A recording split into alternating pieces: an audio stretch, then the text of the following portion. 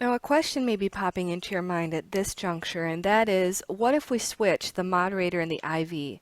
Will the results that we get in the end be different? And the answer is no, they will not.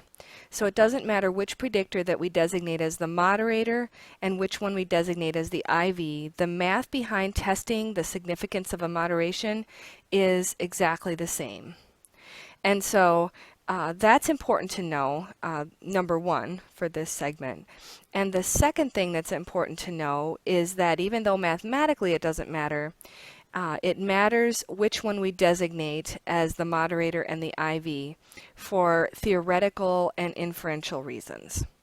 So basically, the way that we do this will affect the inferences that we can draw. And so there are some guidelines for which one, if you're unsure which one is the moderator versus the IV, there are some guidelines for designating those.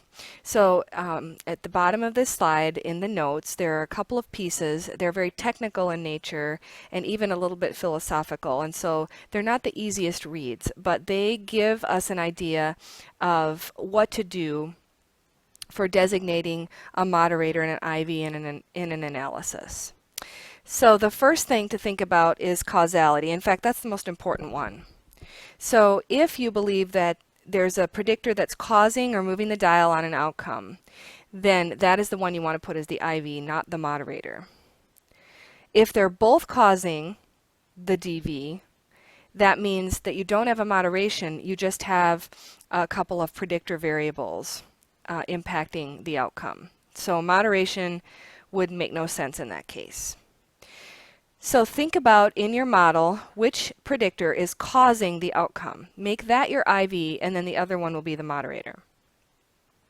The other thing that is important to think about is when you have a manipulation or an intervention going on that you believe is impacting the outcome. If that's the case and you have 2 or 3 levels of an intervention of some kind, then you will make that as your IV, and then whatever other variable that's left as the moderator. So imagine that you are testing the relationship between an intervention and the DV as moderated by an individual difference variable such as mood, attitude, or even personality, something like that. You would designate the intervention as the IV and the individual difference level as the moderator. And that is basically what, I forgot which of the 2 pieces addressed this, but one of those below addressed that issue, and they said that an individual difference variable is almost always the moderator because especially when the other predictor is some kind of intervention that you're employing or a manipulation that you're employing in an experimental setting.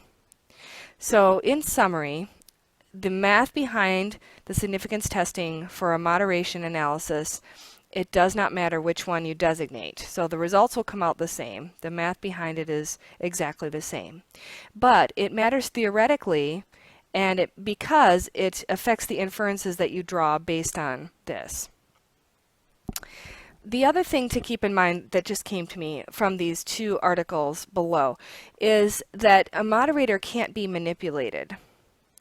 So it would be inappropriate to test the relationship between conscientiousness, for example, or some kind of individual difference variable, and the outcome, and then have that change as a function of a manipulation that you are going to employ.